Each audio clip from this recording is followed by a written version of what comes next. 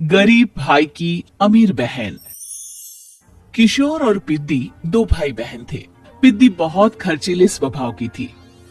वो जितना कमाती अपने ऐशो आराम में पैसे उड़ा दिया करती। लेकिन किशोर समझदार था, घर को साथ लेकर चलना जानता था। अपनी बहन के जितना कमाता तो नहीं था, लेकिन फिर भी वो किसी तरह घर का खर्च चला लेता था। एक दिन पिद्दी किशोर से कहती है, किशोर, तुम थोड़ा ज्यादा क्यों नहीं कमाते? मेरे दोस्त रोज मेरा मजाक उड़ाते हैं। अरे बहन, मैं कोशिश तो कर रहा हूँ। अच्छा सुनो, अगले महीने रक्षाबंधन है, मुझे सोने का हार चाहिए, इससे कम कुछ भी ना लूंगी। अरे दिला दूंगा बहन। किशोर को पूरी रात नींद नहीं आती। उसके दिमाग में बस ये चल रहा था कि उसकी माली हालत इतनी बिगड़ चुकी है, अब वो सोने का हार कहां से लाएगा। अगले दिन किशोर सुबह सुबह घर से ये बोलकर निकल गया कि पिद्दी, मैं गांव से बाहर जा रहा हूँ, कुछ दिन घर नहीं आऊंगा। किशोर ने अपने काम के साथ साथ फेरी में कपड़े बेचने भी शुरू कर दिए, जिससे वो ज्यादा से ज्यादा पैसे कमा सके। रात में वो एक बिल्डिंग की चौकीदारी भी करने लगा। अपने काम से थोड़ा बहुत समय निकालकर बस कुछ घंटे की नींद ले पाता था। और कब वो कुछ दिन एक महीने में बदल गए और रक्षाबंधन भी आ गया, पता ही नहीं चला। लेकिन किशोर अभी तक घर वापस नहीं लौटा। जहां वो काम करता था, पिद्दी के नाम का गुल्लक रखा हुआ था। किशोर ने उस गुल्लक को फोड़ा और सारे पैसे इकट्ठा करके एक सोने का हार खरीद लिया। घर में पिद्दी किशोर का इंतजार कर रही थी। तभी किशोर आता है। कहाँ चले गए थे? 4 दिन का कहा था और 1 महीने से पता नहीं कहाँ गायब हो गए थे। मैंने बस एक हार मांगा था और तुमने तो घर ही छोड़ दिया। अरे मुझे थोड़ा काम मिल गया था। कुछ नहीं, सब समझती हूँ, बहाने थे तुम्हारे। अपनी बहन के लिए इतना भी नहीं कर सकती, कैसे भाई हो? चलो यहाँ बैठो, राखी बांधती हूँ। पिद्दी ने किशोर को राखी बांधी।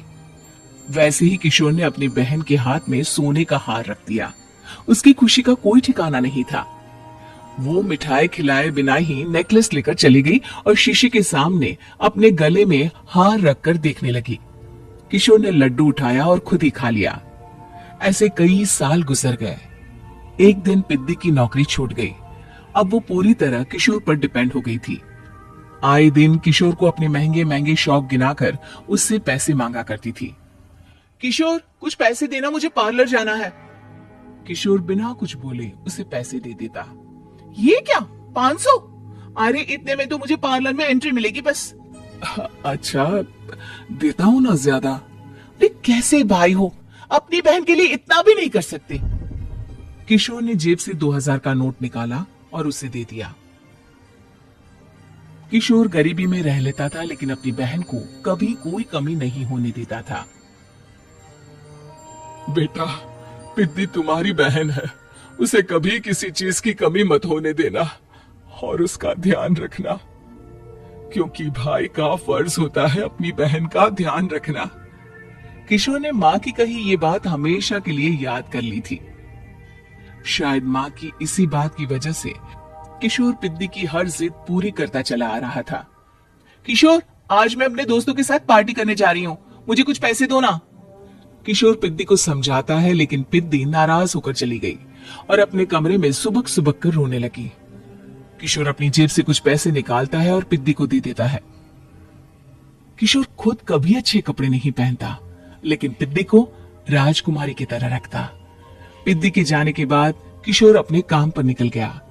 एक तरफ पिद्दी अपने दोस्तों के साथ मस्ती कर रही थी, तो वहीं दूसरी तरफ किशोर पैसे कमाने के लिए कड़ी मेहनत कर रहा था। कुछ और दिन ऐसे ही बीत गए। एक दिन पिद्दी एक लड़के को लेकर घर आई और उसे किशोर से मिलवाया। किशोर, मुझे इस लड़के से शादी करनी है, लेकिन इनके मम्मी पापा बोल रहे हैं कि उनको दहेज में एक कार चाहिए, तभी वो मेरा और पंकज का रिश्ता कबूल करेंगे। लेकिन बहन, कार खरीदना कोई सब्जी खरीदने के बराबर तो नहीं है। अरे कैसे भाई हो तुम, अपनी बहन के लिए इतना नहीं कर सकते?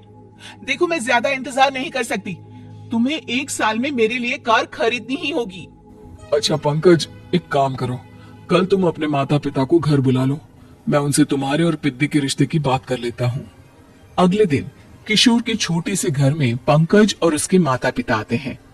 बेटा, तुम्हारी बहन ने हमारी शर्त तो बता ही दी होगी। जी। बेटा, तुम तो इतने छोटे घर में रहते हो, दहेज कहां से लाओगे? मैं अपनी बहन की खुशी के लिए सब कुछ कर सकता हूँ। पंकज और पिद्दी का रिश्ता तय हो जाता है। किशोर अब अपनी क्षमता से 4 गुना ज्यादा काम करने लगता है। सुबह सबके घरों में न्यूज़पेपर फेंकता, दिन में मजदूरी करता और रात में चौकीदारी करता। खूब मेहनत करके किशोर ने अपनी बहन की शादी के लिए पैसे जुटा लिए। उसने अपनी बहन के लिए कार खरीद ली। जब वो पिद्दी के ससुराल वालों से मिलने गया तो उन्होंने किशोर से और पैसों की मांग की। इस बार किशोर हार चुका था। पिद्दी माफ करना, मैं तुम्हारी शादी उस लड़के से नहीं कर सकता। वो लालची लोग हैं, उन्हें सिर्फ पैसों से मतलब है। देखो किशोर, मैं पंकज से ही शादी करूंगी।